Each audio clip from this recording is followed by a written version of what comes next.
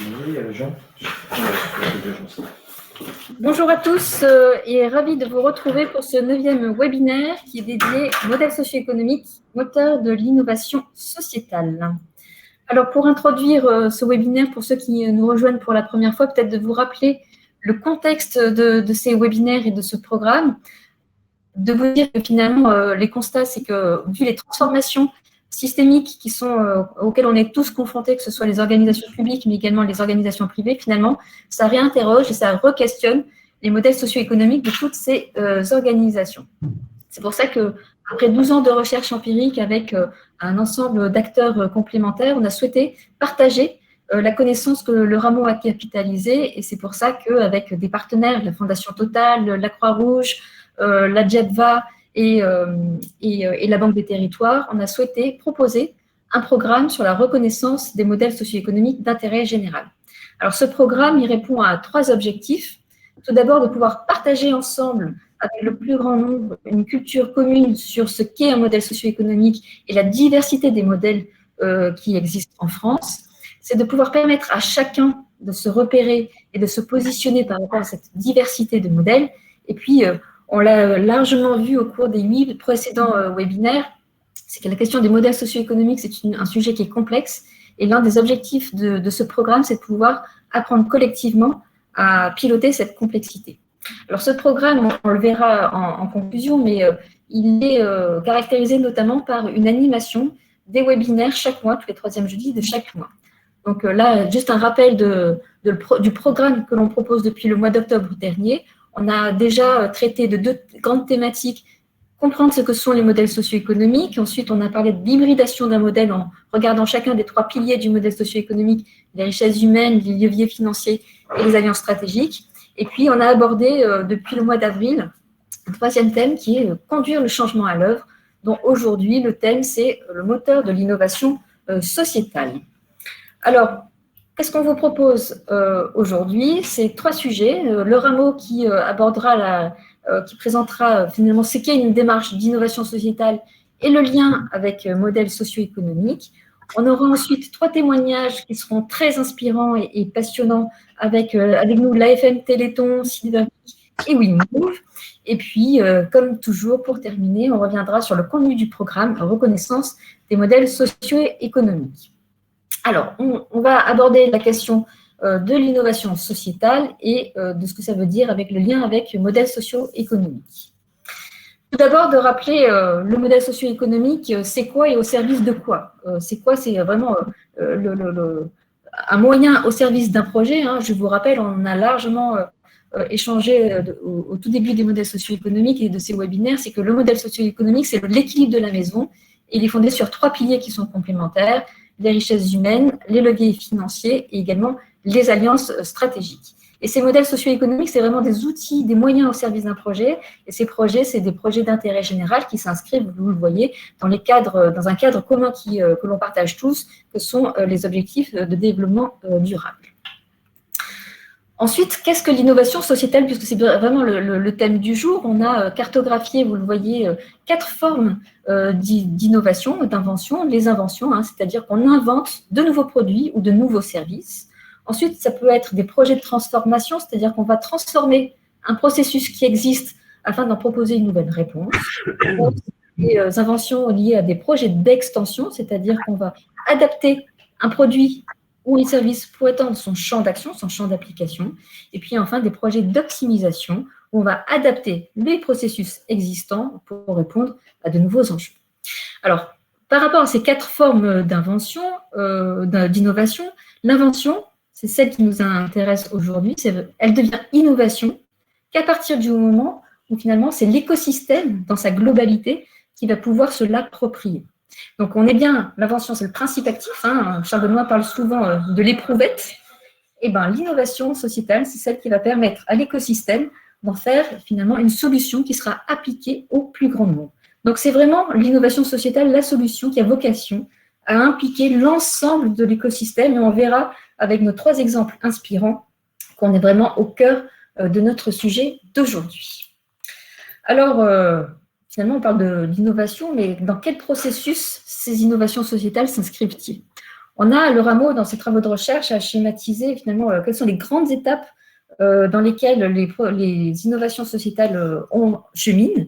On a identifié 5, la conception, l'expérimentation, la modélisation, l'essaimage et l'industrialisation. Et ce qui est très important lorsqu'on chemine sur ces innovations sociétales, c'est qu'en fait, chaque fois qu'on change d'étape, il y a une zone de preuves à apporter et d'épreuves aussi, parce que chaque transition est une complexité à challenger. Et si vous êtes vraiment très intéressé par d'ailleurs comprendre ces processus d'innovation et ce que ça veut dire en termes de questionnement, on vous invite à aller consulter le guide sur l'investissement sociétal en action. Alors le processus sociétal, c'est vraiment c'est dans le temps, c'est un cheminement qui prend du temps, qui peut être complexe et qui, bien sûr, de ce fait, va questionner, va faire en sorte que le modèle socio-économique doit s'adapter. Je rappelle ce que j'ai dit en introduction, c'est que le modèle socio-économique, c'est un moyen qui est au service du projet, donc c'est un moyen qui est au service de l'innovation.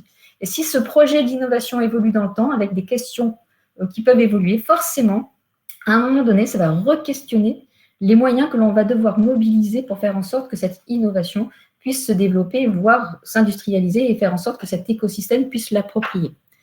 Donc, on va voir, et notamment au travers des 3 récits, des 3 témoins qui sont avec nous, qu'en même temps que le projet d'innovation évolue dans le temps, le modèle socio-économique doit aussi évoluer dans le temps pour être au plus proche et le plus cohérent possible avec l'innovation qui porte.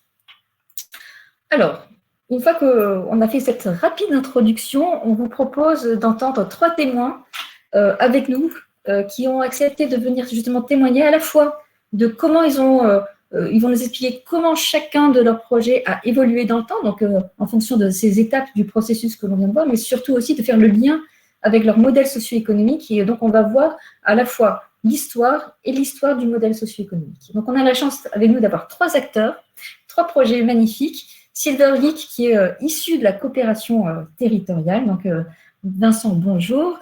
On a avec nous WeMove et Florence qui va nous expliquer exactement, l'importance, grâce à WeMove, de la mobilité inclusive. Et pareil, on va voir l'évolution du modèle socio-économique, notamment dans la nouvelle phase de WeMove. Et puis, l'AFM Téléthon, que tout le monde connaît et qui va nous expliquer comment on peut articuler un modèle socio-économique qui fait appel à la générosité du public, mais également un modèle d'investissement, parce qu'on va le voir que la FM Téléthon, c'est un ensemble de solutions extrêmement complémentaires et à très forte valeur ajoutée.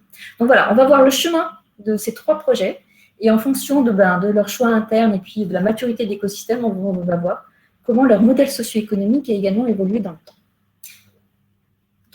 Je vous laisse la parole, chers amis, et on va commencer avec Vincent Blanchard, qui est secrétaire général de Silvergeek. Vincent, c'est à toi et tu as la main sur tes slides.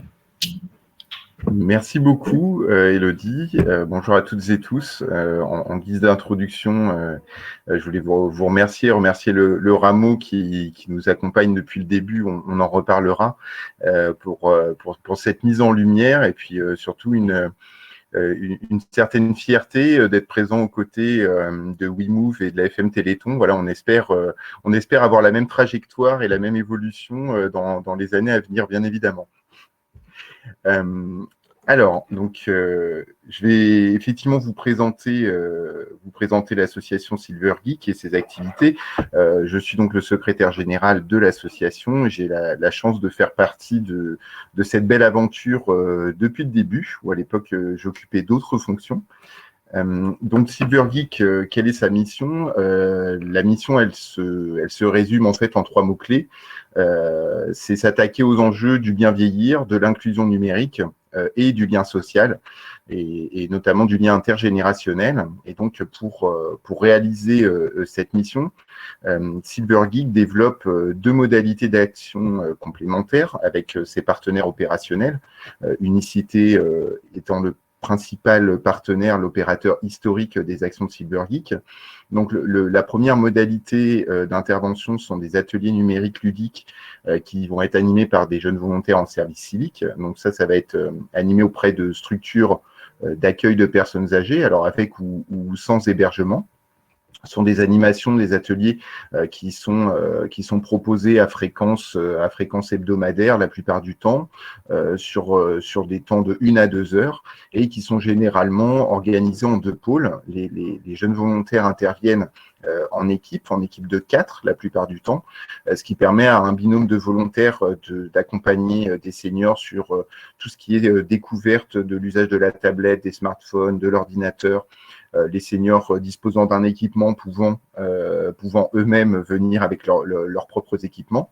Et puis un autre binôme qui, lui, va faire découvrir des activités autour du jeu vidéo, de la console et plus spécifiquement du jeu Wii Bowling, puisque donc ces ateliers vont progressivement se transformer en temps d'entraînement e-sport dans la perspective des compétitions qui sont organisées par l'association. Donc c'est la deuxième modalité d'intervention.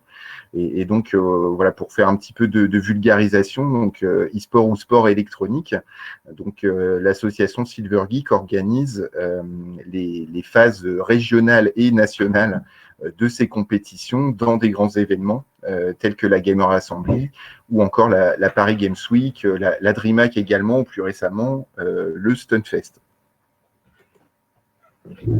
Alors, un retour maintenant sur l'histoire de Silver Geek. Ça a été dit par Élodie qui était avec nous au tout début de Silver Geek aussi en 2014. Donc, c'est un projet qui est issu d'une démarche de co-construction territoriale entre des entreprises et des associations et des collectivités de l'ex-région Poitou-Charentes. Et donc, c'est la réunion en fait de groupes de travail qui réfléchissaient à des solutions innovantes pour répondre à des enjeux particulièrement prégnants sur le territoire, et notamment l'enjeu du vieillissement de la population, et d'autre part l'enjeu de l'inclusion numérique sur ce territoire. Et donc, ces différents acteurs ont développé cette expérimentation Silver Geek, donc qui a été lancée en 2014-2015, mais la démarche de co-construction, elle a commencé dès 2012. Donc vous voyez qu'on a pris le temps de se connaître, de se rencontrer, de faire un état des lieux aussi de ce qui existait sur le territoire pour pas réinventer la roue, et donc est sortie du chapeau cette expérimentation Silver Geek qui, dès le démarrage, a vraiment dépassé toutes les espérances du collectif fondateur, puisque parmi les membres fondateurs, on avait donc notamment Orange et la Fondation Massif côté entreprise, et Atelier du Bocage, donc, où j'étais présent à l'époque à travers le programme Solidatech, et d'autre part Unicité. On va dire que c'était les 4 principaux pilotes de ces groupes de travail. Et donc, on a eu la chance d'avoir une personne mise à disposition par Orange en mécénat de compétences qui faisait le tour, en fin de compte, des lieux d'intervention où se déroulait l'expérimentation, et qui nous tenait une sorte de journal de bord, en fin de compte, de ce qu'elle observait, ce qu'elle entendait, à la fois du côté des seniors, à la fois du côté des jeunes, à la fois du côté du personnel des structures. Et tout de suite, on a senti qu'il se passait quelque chose. Et donc, on s'est tout de suite projeté avec l'aide du rameau dans l'évaluation d'impact. C'est-à-dire, on fait cette expérimentation, on sent qu'il se passe quelque chose. Il faut qu'on puisse en tirer des enseignements pour voir s'il y a matière à pérenniser et développer ce projet. Donc ça a mis un certain temps, ça a mis un peu plus d'1 an, et donc on est rentré ensuite dans une deuxième phase. Les membres du collectif fondateur ont continué vraiment de se mobiliser. Donc pour faire le parallèle avec le modèle socio-économique, c'est un projet qui a été drivé depuis son origine par les alliances et par la mobilisation des compétences des différents membres du collectif. Et donc, dans la phase 2, également accompagnée par le rameau, on a essayé de comprendre un petit peu ce qui se passait sous le moteur, sous le capot, pardon, comment ça fonctionne et qu'est-ce qui fait que ça fonctionne, et pour pouvoir les s'aimer, puisque dès la première année, on a eu la chance de bénéficier d'une très bonne couverture médiatique sur cette action, et donc on a reçu des sollicitations de plein de territoires auxquels on ne savait pas forcément répondre parce qu'on n'avait pas vraiment construit le modèle d'essaimage. Et donc, dans cette deuxième phase, on a eu le soutien structurant pendant plusieurs années de deux financeurs, donc la Fondation Massive d'une part, qui était avec nous depuis le début, et la Fondation AFNIC, qui ont permis en fait de créer un premier emploi pour pouvoir structurer l'association. Donc l'association Silver Geek, elle a fêté ses 3 ans cette année. Elle n'est née qu'en 2018 pour pouvoir justement développer et essaimer ce projet. Et donc c'est ce qu'on a commencé à faire à partir de la saison 2018-2019. Avec de nouveaux territoires en dehors de la région de Nouvelle-Aquitaine. Et le modèle qu'on a choisi pour cet essaimage, c'est un modèle de franchise sociale ou de franchise solidaire qui correspondait assez bien à ce qu'apportait le collectif en termes d'ingénierie, en termes de pilotage, de valorisation pour les différents acteurs, les différents territoires qui souhaitaient rentrer dans la dynamique. Et donc, l'essaimage s'est poursuivi la saison suivante et a continué de se poursuivre, y compris cette saison, et j'y reviendrai tout à l'heure. Donc, cette saison et depuis la saison dernière, ça ne vous a pas échappé, on a eu une crise sanitaire qui a vraiment mis en lumière des enjeux sociétaux qui sont les enjeux sociétaux fondateurs en fait de Silver Geek, les problématiques du bien vieillir, de l'inclusion numérique et du lien intergénérationnel. Et donc c'est vrai que on a vu tout un tas d'initiatives se développer dès le début de la crise, notamment pour apporter des solutions, des outils numériques pour permettre de maintenir le lien social avec les personnes âgées qui étaient isolées. Donc ça s'est fait à la fois au niveau local comme au niveau national. Il y a eu différentes opérations, mouvements de mobilisation qui ont été mises en œuvre, et donc surtout sur des réponses liées à l'équipement. Et c'est vrai que la pertinence de pouvoir accompagner ces usages en mobilisant notamment des jeunes par l'intermédiaire du dispositif du service civique a vraiment pris son sens, puisque on a vu aussi d'un autre côté vraiment l'élan de solidarité intergénérationnelle qu'il y a pu avoir pendant cette crise, avec, je crois de mémoire, plus de 50 000 jeunes qui se sont mobilisés dans le cadre de la réserve civique. Et c'est vrai qu'en parallèle de ça, on sait que ce sont des filières avec des métiers en tension, et l'opportunité de pouvoir découvrir un petit peu cet univers du grand âge à travers une mission de service civique, et notamment à travers une mission de service civique avec de la technologie, avec du jeu, avec du fun, on se rend compte que ça crée vraiment des vocations du côté des jeunes, à la fois d'un point de vue de l'engagement citoyen, mais aussi du point de vue socio-professionnel, puisque on voit, nous, chaque année, vraiment des projets professionnels s'affiner, se réorienter suite à la découverte de cet univers. Et puis, une autre conséquence dont on a un petit peu moins parlé de la crise sanitaire liée au confinement, c'est la sédentarité qui a vraiment eu des effets tout à fait délétères sur les seniors. Il faut savoir que il y a une étude qui dit, moi j'ai découvert ça pendant le confinement, le premier confinement, qui dit que une personne âgée perd 10% de masse musculaire par semaine d'alitement. Donc, je vous laisse imaginer, avec le nombre de semaines qu'il y a eu et l'isolement en chambre, les conséquences que ça a pu avoir. Et c'est vrai que depuis le début, Silver Geek met vraiment en avant les jeux basés sur le mouvement.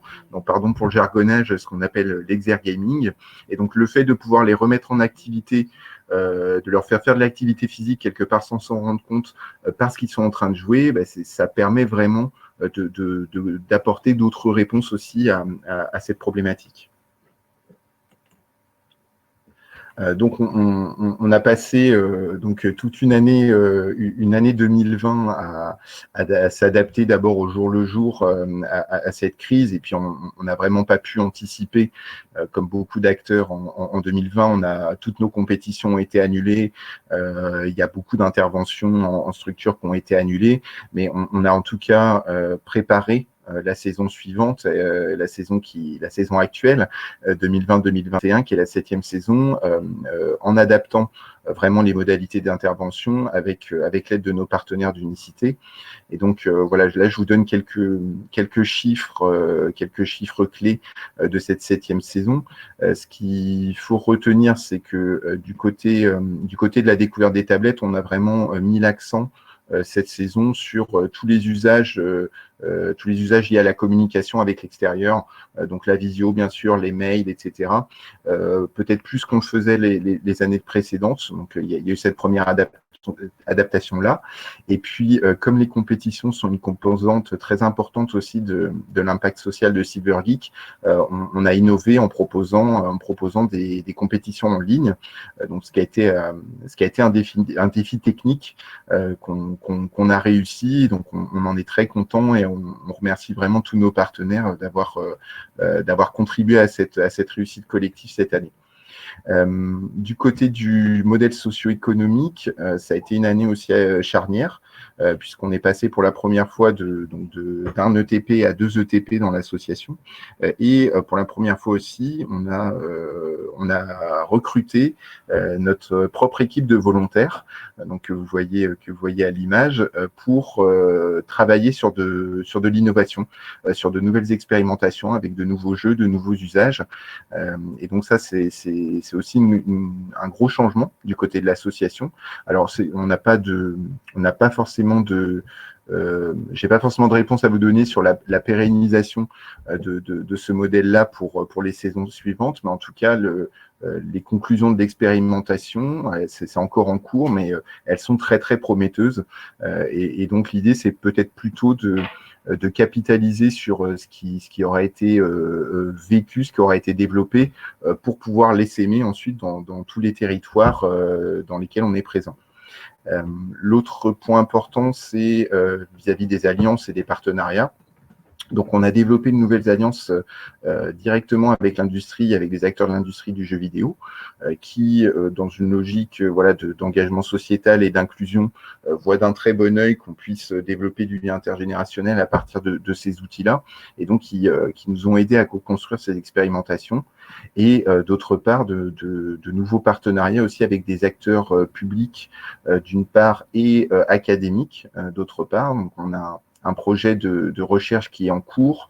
On a développé une commission également interdisciplinaire avec des chercheurs issus de la sociologie, de la psychologie, de l'histoire, des STAPS. Voilà, on a vraiment une grande variété d'acteurs dans cette commission, ce qui nous aide en fait à nous orienter dans nos projets d'innovation et dans nos expérimentations. Et puis le dernier point, c'est du côté de la gouvernance. On avait toujours gardé les fondateurs historiques, les membres du collectif historique dans la gouvernance. Et puis au fur et à mesure que le projet s'est développé, notamment qu'il a pris une dimension nationale, on a quelques acteurs historiques qui sont progressivement sortis, et puis d'autres nouveaux qui sont arrivés aussi pour correspondre avec ce nouveau développement de l'association. Alors, je terminerai sur quelques perspectives pour nous, sur les défis, les enjeux de l'association pour la saison prochaine et les suivantes. Bien sûr, il y a la volonté de poursuivre la dynamique des SMH territoriales. Donc, cette saison, on est présent dans 9 régions avec un maillage assez hétérogène, hein, historiquement, comme on vient de la Nouvelle-Aquitaine. On va dire qu'on a un maillage un peu plus fin du côté ouest de la France. Et là, la volonté de l'association et de ses partenaires pour la saison prochaine, c'est c'est vraiment de pouvoir progressivement ajouter de nouvelles régions, et notamment les régions de l'Est de la France dans lesquelles on ne s'est pas encore développé. L'autre point, c'est qu'on va passer d'un partenariat historique avec la Fondation Massif à un partenariat avec la Massif en tant qu'entreprise, et donc avec des enjeux et des attentes un petit peu plus importantes, notamment en termes de mobilisation des parties prenantes. Et donc ça, c'est très intéressant parce que c'est vraiment structurant pour nos activités, et puis pour ce partenariat, pour vraiment qu'il puisse s'inscrire dans la durée. L'autre chose qui a évolué aussi, c'est là du point de vue vraiment de l'environnement de Silvergeek, c'est le lancement de la mobilisation Service Civique Solidarité Senior, dont Unicité est un des fers de lance et un des cofondateurs. Et donc là, il y a évidemment des synergies à développer entre nos actions, nos modalités d'intervention et les objectifs de cette mobilisation. Et puis le dernier point, c'est la diversification, l'hybridation à la fois de notre offre et du modèle socio-économique, puisque on a à peu près une vingtaine d'acteurs de nouveaux territoires qui nous sollicitent pour un déploiement dès la saison prochaine, et qui nous challenge également sur notre modèle historique, parce que la saisonnalité notamment qui est liée à la mobilisation de jeunes volontaires en service civique correspond pas toujours à la configuration, au contexte du territoire, à la temporalité dans laquelle les acteurs souhaitent se lancer. Donc on est en train de travailler vraiment sur quelque chose, voilà, qui est plus du registre de la fertilisation, on va dire, avec quelque chose de plus agile et évolutif qu'on faisait jusqu'à maintenant. Et je crois que c'était la dernière slide. J'espère que je suis dans les temps. C'est parfait. Merci Vincent. C'était très, très intéressant de voir que l'évolution de l'histoire de Silvergeek, ça pose la question de comment on implique ses partenaires, comment eux-mêmes ils évoluent et comment ça répond finalement à l'ensemble des besoins, et comment ça va faire en sorte de structurer l'ensemble des activités de Silvergeek. Alors, je laisse la parole ensuite à Florence Gilbert, qui est directrice générale de WeMove, pour expliquer l'histoire de WeMove et comment ce cheminement a fait évoluer également son modèle socio-économique. Et juste avant de te laisser la parole, Florence, tu as des petites questions déjà pour Vincent, donc il ne faut pas hésiter à y répondre en même temps. Florence, c'est à toi. Bonjour à tous. Alors déjà, je voulais dire à Vincent que 21 acteurs, parce qu'en fait, ce que tu fais, je trouve ça hyper intéressant. C'est très intéressant de voir qu'en fait, nous, on était partenaire de la Massif. C'était notre premier partenaire chez WeMove. Et on est partenaire d'Unicité. Et j'aimerais bien imaginer un jeu pour la mobilité des seniors. Ça pourrait être une belle porte d'entrée sur le dispositif WeMove. Donc, en tout cas, voilà, on peut se reparler de ce sujet-là. Je voulais juste après dire merci à Charles Benoît et à Élodie, parce que WeMove, à chaque fois, vous nous emmenez dans vos bagages, vous nous faites avancer dans vos sujets. Et quand j'ai vu la présentation tout à l'heure, je suis toujours impressionnée. Parce que je me dis qu'il faudrait qu'en fait, avant que WeMove avance, que je regarde les travaux de Charles Benoît et que je me dise « Ah d'accord, on va rentrer dans cette phase, ok !» Parce que je suis toujours impressionnée de voir que finalement, effectivement, à des temporisations différentes, mais en tout cas, on suit vraiment ces process, que ce soit les process sur le modèle économique ou notre fameux modèle d'innovation sociétale. Je vais vous présenter WeMove et je répondrai à toutes les questions parce que j'espère pas être trop longue parce que c'est 20 ans. WeMove, ça a 23 ans aujourd'hui. Donc, je vais essayer de le présenter en 4 étapes. Il y a eu 4 étapes importantes. La première étape importante de WeMove, c'est évidemment sa création. Pourquoi nous sommes nés? En fait, c'était des jeunes écolos à l'université de Nanterre qui voulaient montrer qu'on pouvait optimiser l'utilisation de la voiture et qui se sont lancés pendant les grèves de 95 dans le covoiturage. Et en fait, pendant les grèves de 95, ça fonctionne. Et on se dit, mais c'est l'accompagnement des publics pendant les grèves qui a fait que le covoiturage fonctionnait, puisqu'à la fin des grèves, le covoiturage s'arrête. Et donc, suite à cette conclusion, on crée WeMove, qui s'appelle Voiture Éco à l'époque, sur l'université de Nanterre. 2 ans après, 14% de covoiturage sur l'université. À ce moment-là, on a un choix un peu stratégique à faire. Soit on développe le covoiturage partout en France, on essaime notre dispositif, soit on se dit le covoiturage avec cet accompagnement, ça ne va pas répondre à toutes les pratiques. Et donc, on regarde, on fait un benchmark de ce qui existe sur la mobilité. Et en fait, on voit qu'en Norvège, il y a quelque chose qui vient de sortir qui s'appelle les centrales de mobilité.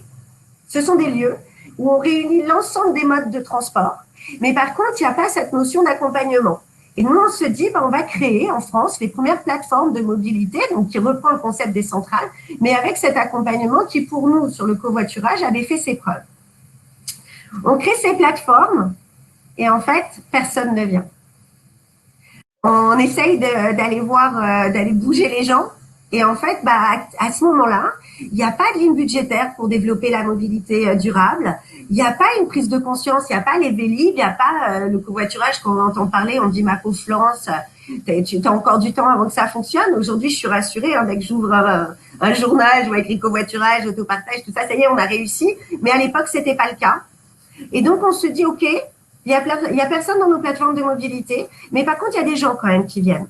Et les gens qui viennent dans nos plateformes, ce sont des personnes qui sont en urgence de mobilité.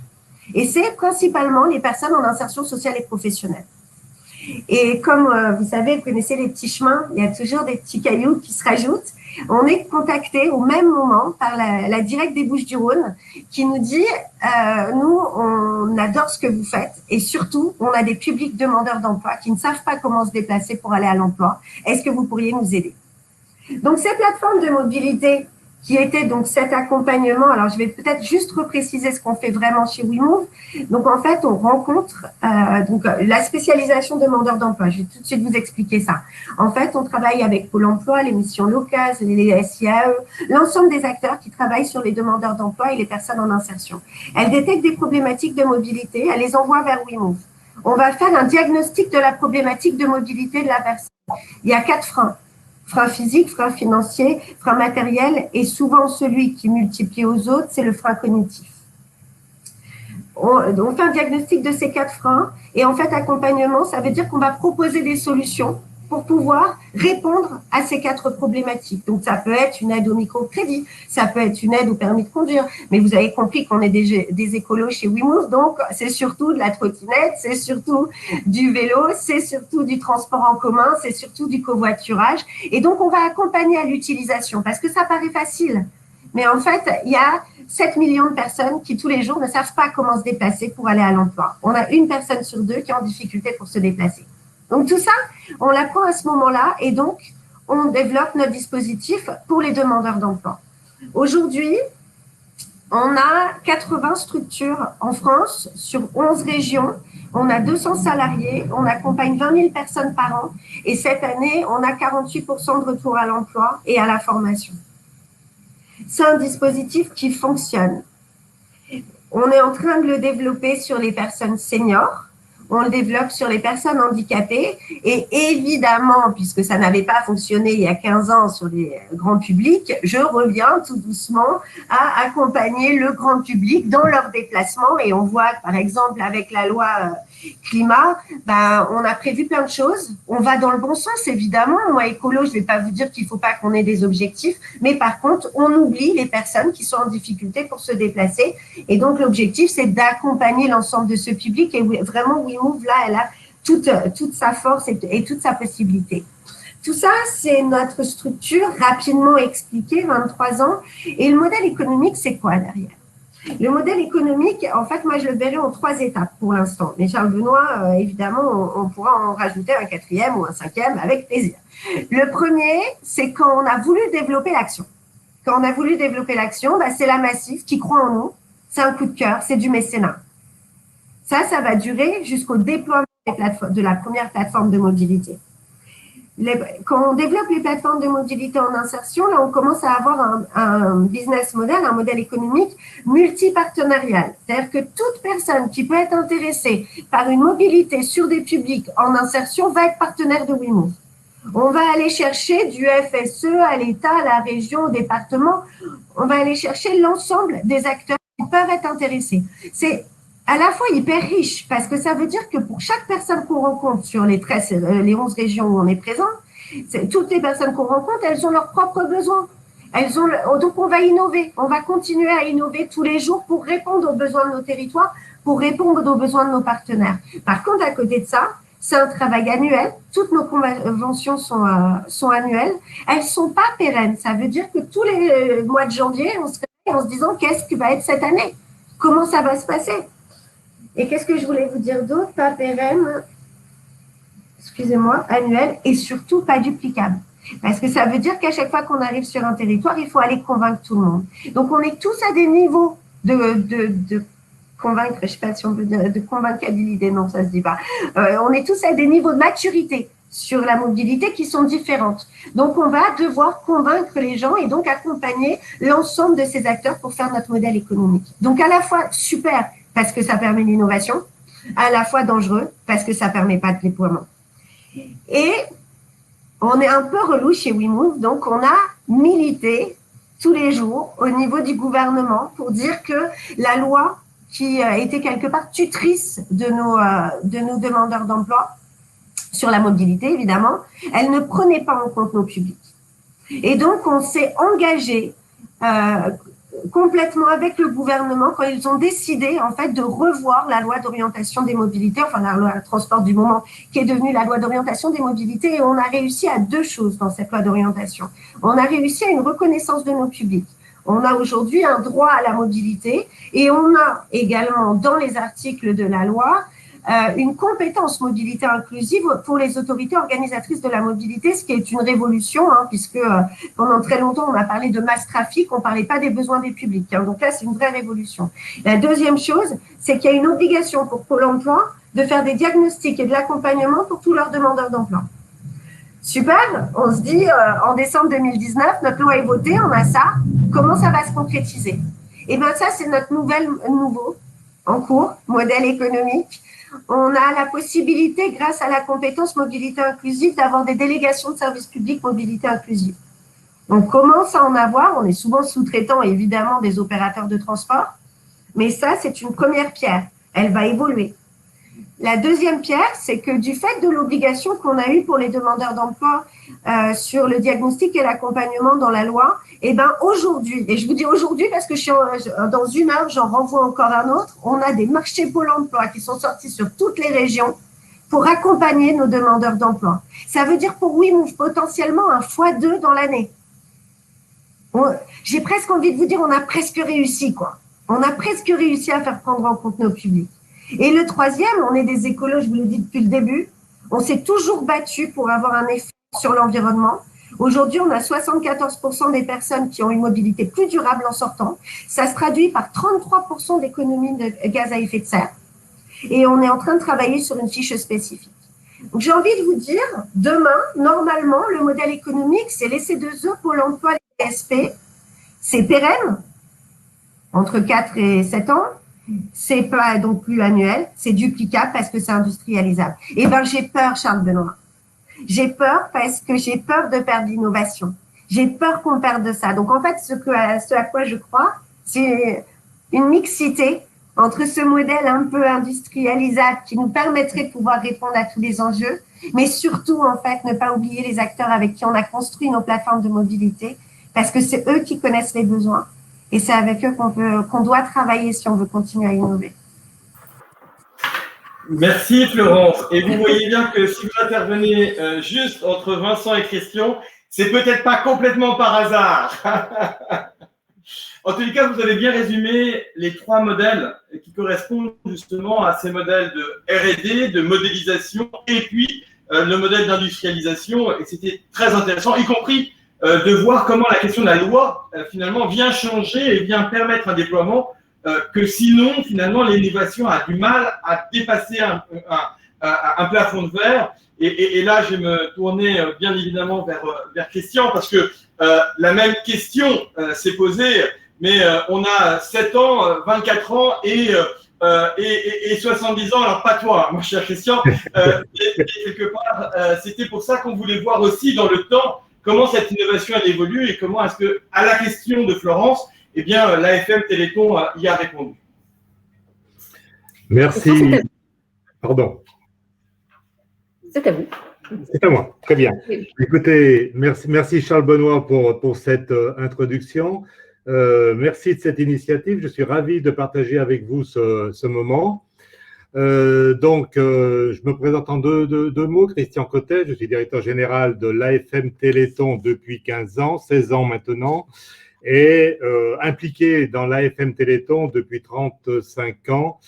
Ça correspond à peu près à l'âge de ma fille, puisqu'elle a été diagnostiquée lorsqu'elle avait 2 ans d'une maladie génétique rare. Et c'est ce qui explique mon engagement au sein de cette organisation, tant en tant que bénévole pendant près d'une vingtaine d'années et maintenant de professionnel, puisque j'ai pris cette fonction de directeur général. Alors, Charles Benoît, tu disais que l'AFM Téléthon avait 70 ans. Pas tout à fait, mais nous en approchons, en effet, puisque, ça je le sais bien, créé en 1958. Alors, c'est important de parler de nos racines parce que ça explique ce que nous sommes. L'AFM Téléthon, connue aujourd'hui à travers l'opération du Téléthon surtout, a été créée dans ces années-là par un petit groupe de parents concernés par des maladies rares, des maladies musculaires, des myopathies, terme consacré, très peu nombreux, ces parents, vous voyez, 9 parents qui ont créé cette association. Alors, ils ont créé cette association dans un mouvement de révolte et de lutte. D'ailleurs, avec des mots très, très guerriers, puisque les mots-clés à la création de notre association et qui font partie de notre culture, qui font partie de notre valeur, c'est refuser, résister, guérir. Refuser, ça voulait dire refuser la fatalité de cette situation où, à partir d'un vague diagnostic très peu précis, vous étiez renvoyé chez vous sans perspective sans perspective thérapeutique. Donc, refuser cette fatalité, résister, eh bien, mobiliser les ressources de l'intelligence humaine pour faire face aux dégâts provoqués par la maladie, et puis guérir. C'était un mot, c'était un espoir, mais qui a guidé l'action de ces presque 70 dernières années, puisque les missions de l'AFM Téléthon sont inscrites dans ces statuts depuis cette époque. 2 grandes missions que nous baptisons aider et guérir.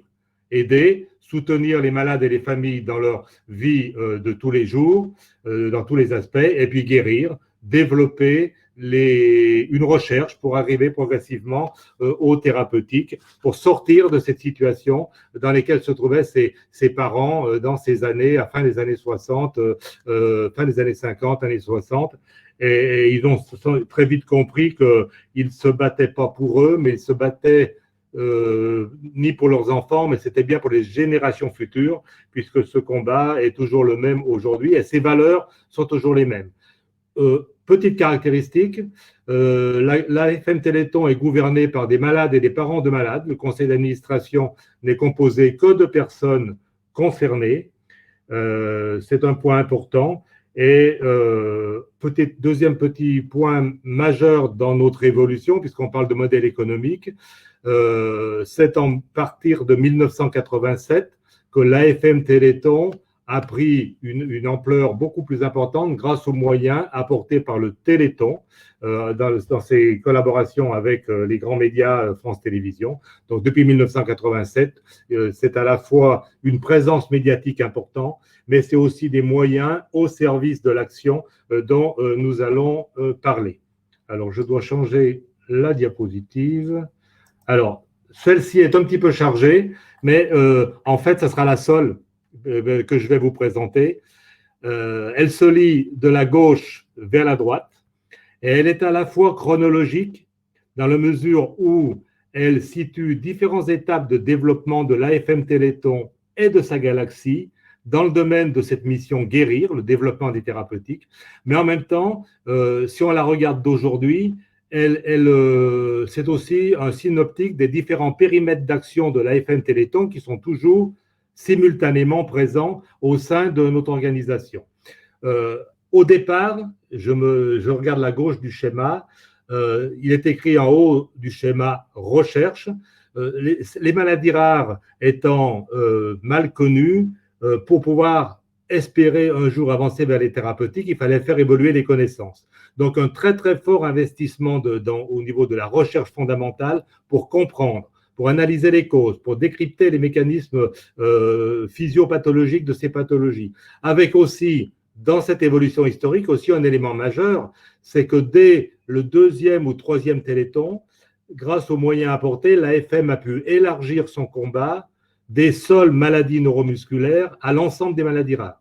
Et ce n'est pas rien, parce que ça représente un changement d'échelle énorme, puisqu'on dénombre environ 300 myopathies, maladies neuromusculaires, c'est-à-dire qui prennent leur origine dans un dysfonctionnement du muscle ou du motoneurone, mais on dénombre 7000 maladies rares, puisque toutes les fonctions biologiques, tous les organes, il n'y a pas une seule fonction biologique, il n'y a pas un seul organe qui échappe à l'une ou l'autre de cette multiplicité de pathologies, avec le fait qu'elles ont pour caractéristique de concerner très peu d'individus, mais mises bout à bout, ça représente néanmoins environ 3 millions de Français, donc ça représente quelque chose de très important. Donc, cette étape, développement de la recherche, est traditionnellement, comme le font beaucoup d'associations, l'AFM, qui ne s'appelait pas encore l'AFM Téléthon, a procédé à des appels à projets. Chaque année, nous continuons de lancer des appels d'offres au sein de la communauté scientifique française et internationale qui nous amènent à soutenir, vous voyez le chiffre qui a été retenu ici, 250 projets chaque année. C'est un chiffre oui, régulier. Ce sont des projets qui ont qui sont souvent des projets d'amorçage, on va dire, pour initier une recherche, mais qui peuvent évoluer vers ce qu'on appelle des programmes stratégiques, avec un engagement plus important de l'association, puisque à partir du début d'une recherche, on peut aller vers des choses à plus forte valeur ajoutée dans le domaine de la santé, qui peuvent être fléchées vers le développement de solutions thérapeutiques. Donc, appel d'offres, programme stratégique, et ceci nous met dans des relations de partenariat avec l'ensemble des organismes de recherche français, donc les grands EPST, comme l'INSERM par exemple, le CNRS, ils sont cités sur la diapositive, les universités, les grands CHU, mais également à l'international, puisque très vite, le choix qui a été fait était de soutenir la recherche, la meilleure recherche qu'il soit, là où elle se trouve, quelle que soit la nationalité des équipes de recherche. Donc ça, c'était… Et puisqu'on parle de modèle économique, je dirais que dans cette étape-là, c'est le modèle historique, je dirais, de la subvention qui était le schéma de financement essentiel de nos activités de développement de cette recherche, encore une fois pour comprendre les pathologies, même si déjà, quelquefois, nous avions pu intervenir en utilisant d'autres solutions, comme par exemple des avances remboursables en cas de succès, lorsque une recherche pouvait être prometteuse pour aller vers une solution thérapeutique. De la recherche au développement, puisque la caractéristique aussi de l'AFM Téléthon, c'est qu'au-delà de financer la recherche, comme le font d'autres organisations, nous sommes directement opérateurs de la recherche et au fil de notre histoire, nous avons fondé nos propres instituts de recherche. C'est le haut de la partie centrale, sous le titre développement. Je cite nos 3 instituts de recherche que sont Généton, spécialisé dans le domaine des thérapies géniques pour les maladies rares, ISTEM, spécialisé dans le domaine des approches de thérapie cellulaire à partir des cellules souches. Ces 2 instituts ont un périmètre de travail qui potentiellement concerne les maladies rares. Alors, ça ne veut pas dire en même temps qu'ils travaillent sur les 7000 maladies rares, mais ils ont un périmètre très, très large. Ils travaillent sur le développement de ce qu'on appelle les biothérapies. Et puis, l'Institut de myologie, lui, qui, par opposition aux 2 premiers, est spécialisé sur les problématiques spécifiques du muscle et du motoneurone. Ces 3 instituts ont eux-mêmes évolué au fil de l'histoire, puisqu'ils sont passés de l'étape de laboratoire académique. Par exemple, Généton a contribué aux connaissances du génome, connaissances fondamentales sur le génome. C'est Généton qui a publié les premières cartes du génome humain dans les années 90. jusqu'aux années 96. Puis progressivement, ils ont évolué pour aller vers la mise au point de solutions thérapeutiques. C'est-à-dire qu'ils ont évolué dans leurs fondamentaux, dans leurs expertises, dans leur modèle également. Et aujourd'hui, on peut dire, c'est un petit peu moins vrai pour l'Institut de myologie, mais on peut dire que ISTEM et Généton sont des biotech d'un genre particulier, puisque ce sont des biotech à but non lucratif, l'ensemble de ces organisations étant des associations de recherche, fonctionnant pour partie en partenariat avec la recherche publique ou pas, ça dépend des périmètres que l'on considère. Mais néanmoins, aujourd'hui, ils sont résolument orientés vers le développement des thérapeutiques. On les a rassemblés sous ce label commun qui est l'Institut des biothérapies des maladies rares. Eux-mêmes ont essaimé, puisque vous avez deux petites flèches sur la droite qui vont l'une vers Génocef et l'autre vers Atamio. Génocef, c'est une spin-off issue de l'expertise de Généton. Je ne vais pas rentrer dans le détail, nous n'avons pas le temps. Et puis Atamio, c'est une deuxième biotech qui vient d'être créée, qui a vocation à porter le développement de solutions thérapeutiques issues de la recherche de Généton. Alors, je vais y revenir dans quelques instants. Je vais d'abord considérer le bas de cette partie centrale. Vous voyez, dans un partenariat BPI France et AFM Téléthon, nous avons créé, c'était en 2013, un fonds d'amorçage. Un fonds d'amorçage pour aider à l'émergence de sociétés de biotechnologie qui se positionnait pour développer une solution thérapeutique issue d'un laboratoire académique, par exemple. L'idée, elle est assez simple à comprendre. Nous sommes les champions en France de la recherche, de l'innovation dans le monde de la recherche en santé, mais nous avons beaucoup de difficultés de passer au développement pour aller jusqu'à la mise à disposition des malades des solutions thérapeutiques issues de ces recherches.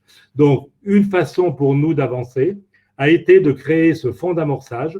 C'est un nouvel outil, c'est une autre façon de continuer à contribuer à notre mission guérir dans une approche économique qui est complètement différente, puisque là, on n'est plus sous l'angle de la subvention, mais on est sous l'angle de l'investissement ou du co-investissement par l'intermédiaire d'un fonds d'amorçage, avec possiblement à la clé de potentiels retours financiers vers l'AFM Téléthon, non pas classiquement dans le monde capitaliste pour récompenser les actionnaires, mais pour pouvoir réinvestir ces retours financiers vers d'autres programmes de recherche, puisque quels que soient les éléments de modèle économique que nous mettons en œuvre, ils sont toujours gérés dans le cadre d'une gestion complètement désintéressée, puisque nous restons une association loi 1901 à but non lucratif, bien évidemment, centrée sur notre objet social, qui est de guérir ces pathologies particulièrement complexes. Alors, de la recherche au développement, pour aller au bout de cette mission guérir, il faut rentrer dans le monde du médicament lui-même. C'est ce que nous avions fait à partir d'un certain niveau de développement de Généton, à l'intérieur de Généton, en partenariat avec les pouvoirs publics et les collectivités territoriales autour de nous, c'est-à-dire le département de l'Essonne et la région Île-de-France, nous avions créé, c'était une entité interne à Généton, Généton Bioprod, qui était non plus une instance de recherche, mais qui était une plateforme pré-industrielle, je pourrais dire, de production de médicaments de thérapie génique. Et puis en 2016, on est passé à l'étape supérieure, c'est-à-dire que nous avons fondé, à partir de Généton Bioprod, une société que nous avons baptisée Hyposkésie. Donc Hyposkésie, c'est la suite logique. On pourrait dire que Hyposkésie représente le passage du stade artisanal que représentait Généton Bioprod au stade industriel. Il s'agissait de nous donner les capacités de produire dans des conditions suffisantes ces médicaments de thérapie innovante, notamment, mais pas uniquement, issus de la recherche de Généton. Alors, dans ce monde du médicament, bien entendu, ça nous amène, nous, association Loi 1901, à nous insérer sur un monde qui est un monde compétiteur, qui est un monde économique, avec les règles qui sont les règles du marché. Donc, Hyposkésie, que nous avons lancé, je disais, en 2016, un partenariat avec BPI France, a été construit comme une société commerciale, avec comme actionnaire d'un côté BPI France et en face une holding que nous avons créée rassemblant les apports de l'AFM Téléthon, de Généthon et de ISTEM. Généthon et ISTEM apportant essentiellement des apports en industrie à travers le savoir-faire et leurs actifs, on va dire, intellectuels et en termes d'équipement de laboratoire, par exemple. L'AFM apportant un petit peu d'argent et puis BPI France apportant aussi sa contribution importante dans la création de Hyposkésie. Et on a construit les choses avec BPI France pour que HMRB, cette holding associative, soit l'actionnaire majoritaire de Hyposkésie. Donc, plateforme industrielle de production de médicaments de thérapie génique. Ensuite, depuis 2016, je vais bientôt en avoir terminé, j'ai le sentiment d'être un petit peu long. Depuis 2016, le monde de la thérapie génique s'est beaucoup développé. Il y a aujourd'hui ce qui était un espoir il y a 10 ans, est devenu une réalité concrète depuis ces 10 dernières années, et bien plus que ça, puisque aujourd'hui, il existe 16 traitements de thérapie génique qui sont mis à disposition des malades dans le monde. Je ne parle pas de la contribution de l'AFM Téléthon. Et un certain nombre d'entre eux, néanmoins, sont issus des recherches portées notamment par Généthon ou financées par l'AFM Téléthon, et jusqu'à y compris récemment des médicaments de thérapie génique qui concernent certaines maladies neuromusculaires, celles pour lesquelles a commencé le combat historique de l'AFM Téléthon. Alors, il y a eu une explosion du domaine de la thérapie génique, il y a eu beaucoup de concentration industrielle du côté des faiseurs, des fabricants, des producteurs de ces traitements de thérapie génique, et Hyposkésie s'est retrouvée dans une situation de concurrence, et c'était un petit peu, alors qu'en 2016, quand nous l'avons créé, c'était une entité économique d'envergure. Ces dernières années, en face de Hyposkésie, se sont créés des outils industriels qui représentaient des capacités d'action multipliées par 5, multipliées par 10 par rapport à ce que pouvait faire Hyposkésie. Et il fallait nous donner les moyens de développer les capacités d'action d'Hyposkésie. Nous avons recherché donc un nouveau partenaire, puisque nous n'avons pas nous-mêmes les moyens d'investir au-delà de ce que nous avions fait pour créer cette entité. Donc, nous avons recherché un partenaire industriel. Ça a été un peu compliqué. Sans rentrer dans le détail, nous n'avons pas pu trouver un partenaire industriel ni français ni européen.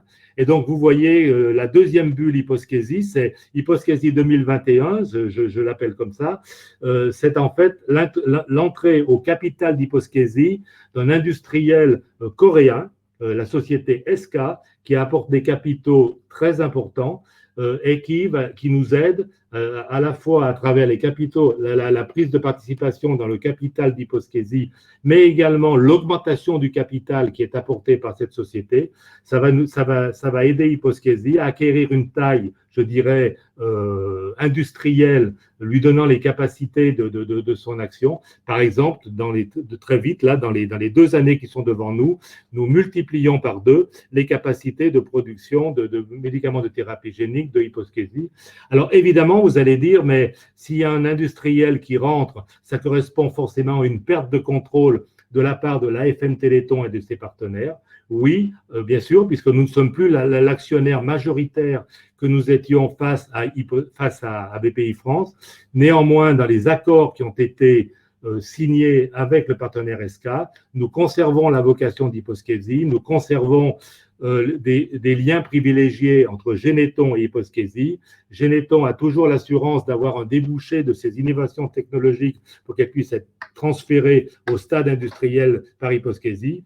Et dans ce modèle économique complètement différent, c'est toujours un outil au service de la mission sociale de l'AFM Téléthon, qui est de produire des médicaments pour des malades pour lesquels il n'y avait pas de solution thérapeutique et pour lesquels la rareté, le faible nombre de malades les rend peu attractifs pour l'industrie pharmaceutique traditionnelle parce que je dirais la perspective de retour sur investissement est évidemment très faible quand il y a très peu de malades qu'il faut traiter. Donc vous voyez qu'aujourd'hui, et pour conclure, notre modèle a beaucoup évolué.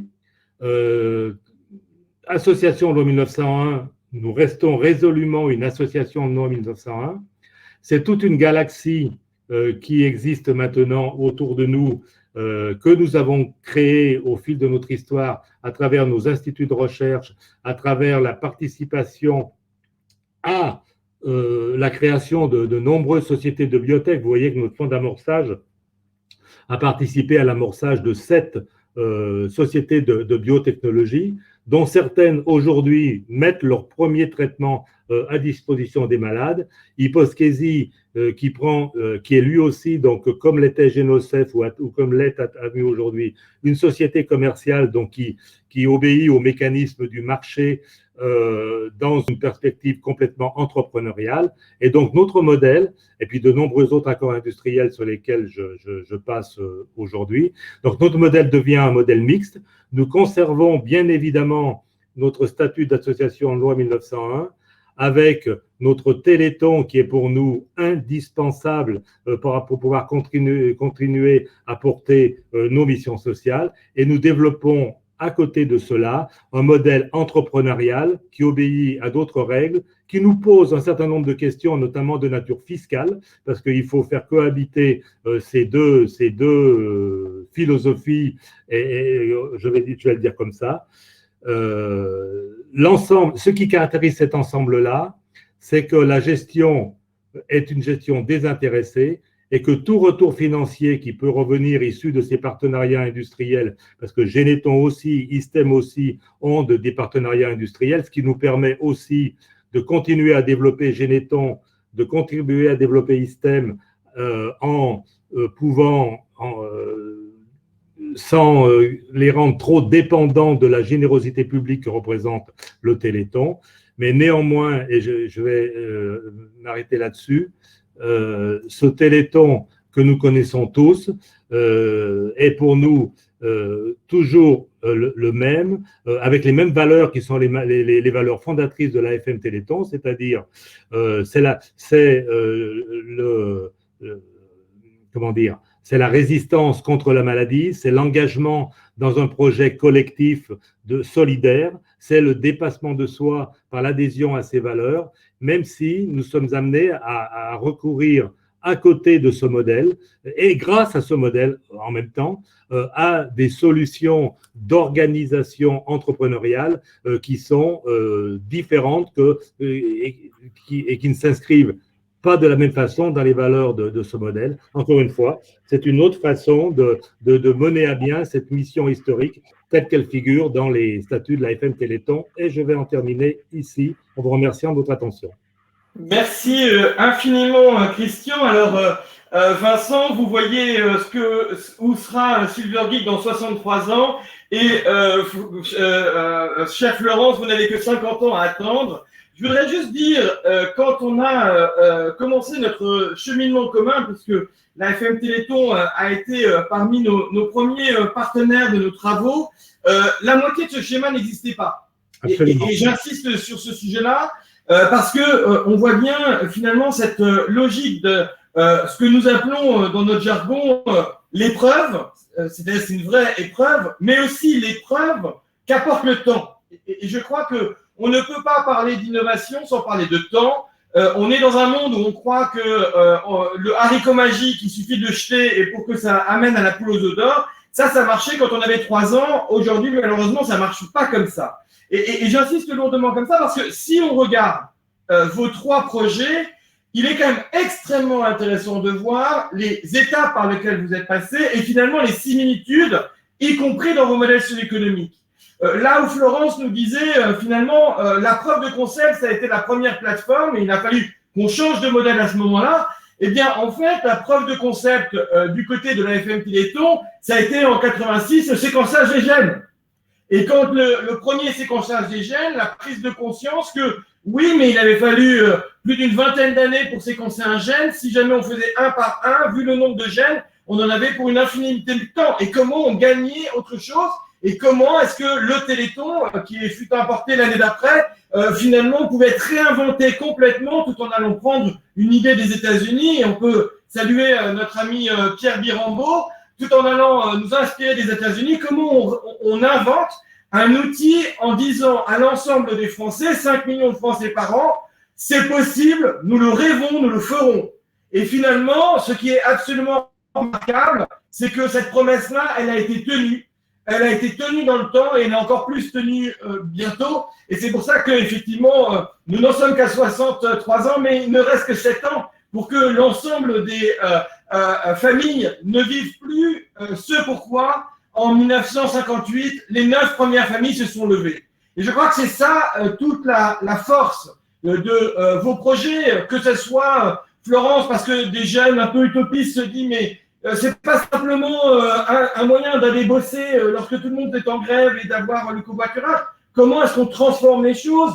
Vincent, c'est comment un territoire se mobilise en disant, mais c'est quoi nos enjeux de territoire, le numérique, l'insertion des jeunes et le vieillissement de notre population? Ah bah tiens, et on s'est fait germer, Silvergate, vos 3 projets incarnent ce que l'épreuve et l'épreuve du temps seul peuvent montrer comme étant des innovations. Et je rappelle ce que disait très justement Élodie tout à l'heure. Tant que la question n'est que de l'invention, que du projet, elle est que auto-centrée sur soi-même. Fleming, tant que l'industrie pharma n'a pas compris qu'il avait inventé la pénicilline, reste seul face à ses éprouvettes. L'innovation, c'est quand l'écosystème s'en saisit et l'écosystème doit prendre le temps lui-même de pouvoir comprendre quelle est l'innovation qui est dans l'éprouvette.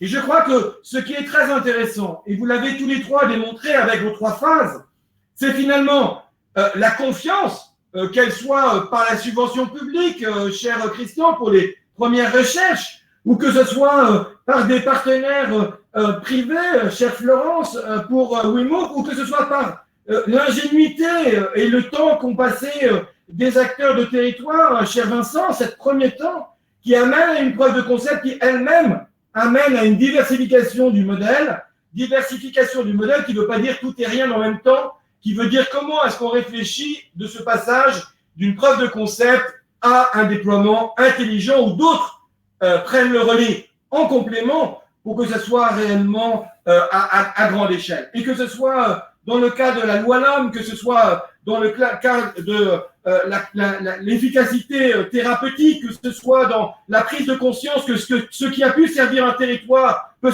servir l'ensemble des territoires en réinventant les modèles, nous sommes bien dans la logique de l'innovation sociétale, celle qui transforme en profondeur notre société. Alors la question qu'on peut se poser, c'est finalement qui est concerné par ça? Eh bien, quand on regarde dans nos travaux de recherche, tout le monde. Bien sûr, les premiers, les porteurs de l'innovation que vous êtes, les habitants qui sont souvent les premiers à être mobilisés dans le chemin. Bien sûr, d'autres associations qui peuvent se rencontrer, les collectivités territoriales, les entreprises et les fondations qui peuvent jouer un rôle.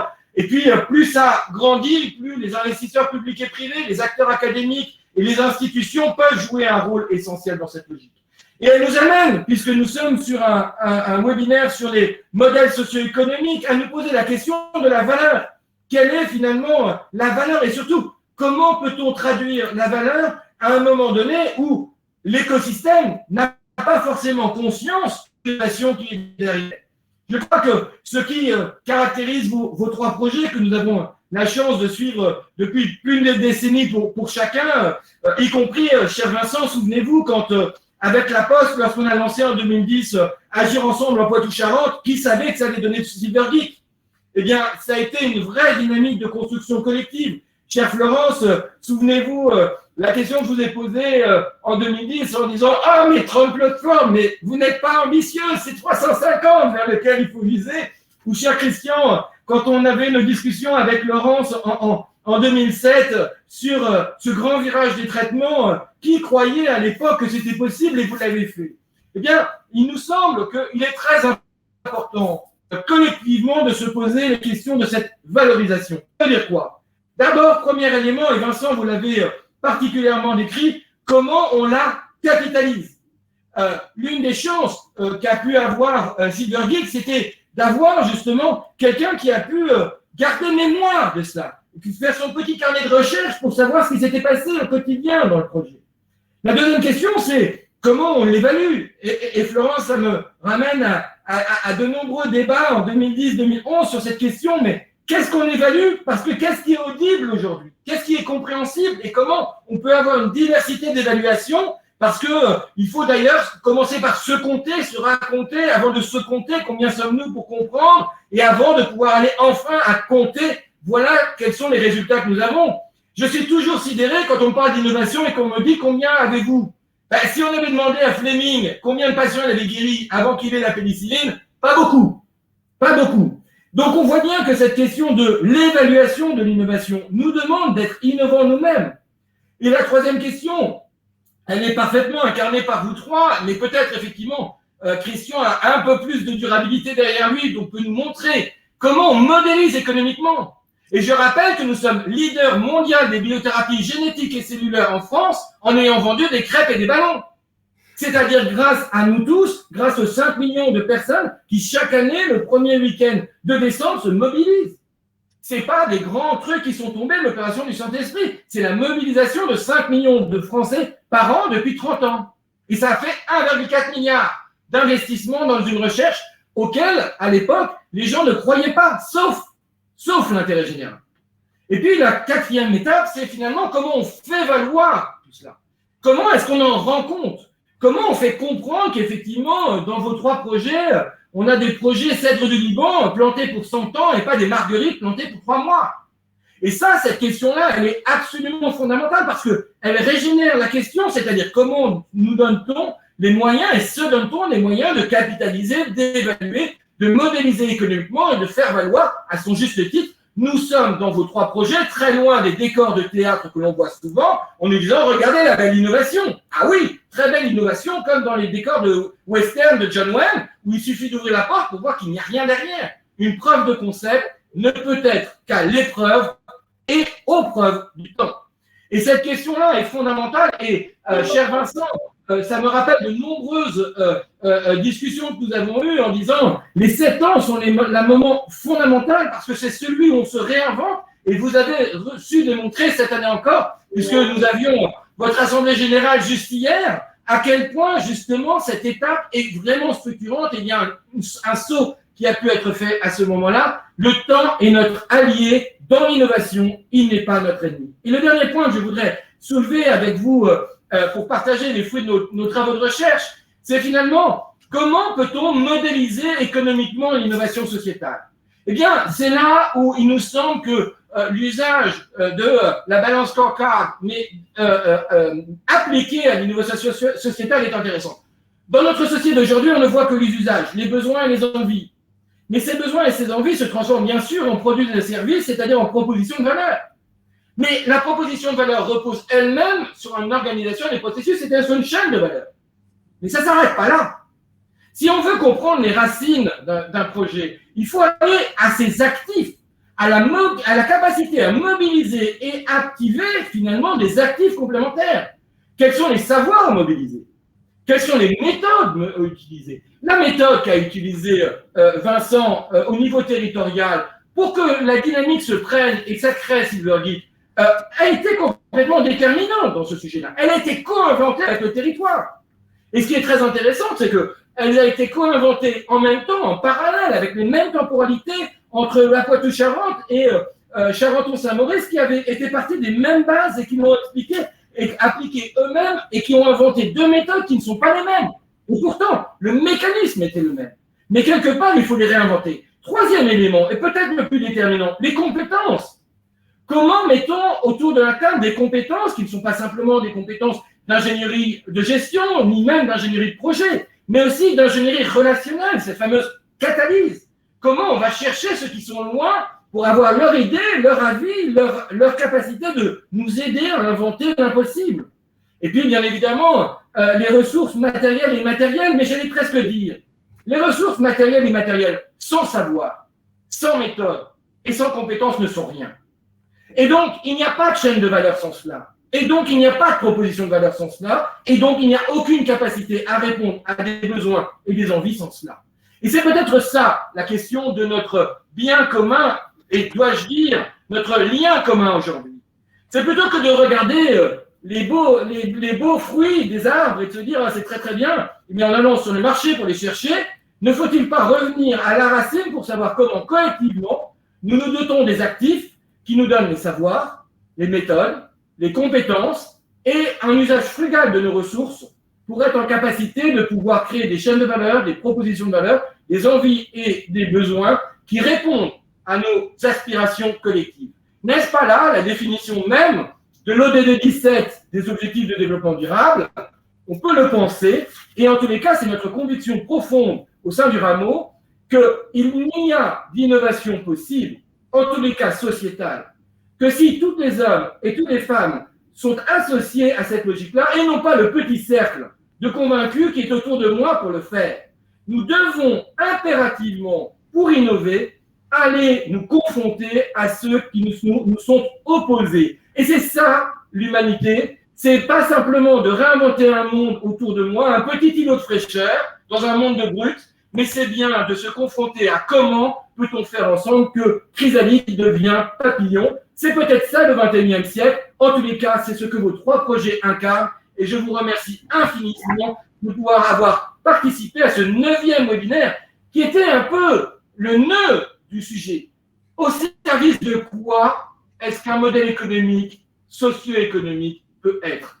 Eh bien, au service de l'humanité, tout simplement. Vous l'avez tous les 3 démontré, et je crois que c'est une vraie victoire, même si, chère Florence, il faut encore 50 ans de patience, et vous, cher Vincent, 63, qu'est-ce que c'est 63 ans ou 50 ans dans l'histoire de l'humanité? Eh bien, sans doute rien. Et cher Christian, rendez-vous dans 7 ans pour vos 70 ans pour pouvoir rendre hommage aux 9 parents grâce auxquels tout cela n'aurait pas existé. Merci, cher Benoît. La transition est un peu compliquée. Mais si vous avez des questions, n'hésitez pas, il nous reste encore 10 minutes. Et en attendant, juste pour terminer sur le programme Reconnaissance des modèles socio-économiques, qu'est-ce qu'on y trouve? D'abord, rappeler les 3 objectifs dont je parlais en introduction. C'est d'abord de partager avec le plus grand nombre une culture commune sur qu'est-ce que veut dire un modèle socio-économique et quels sont les différents leviers d'action qu'il y a derrière. C'est de comprendre la diversité des modèles économiques et de pouvoir se repérer parmi cette diversité pour pouvoir se positionner.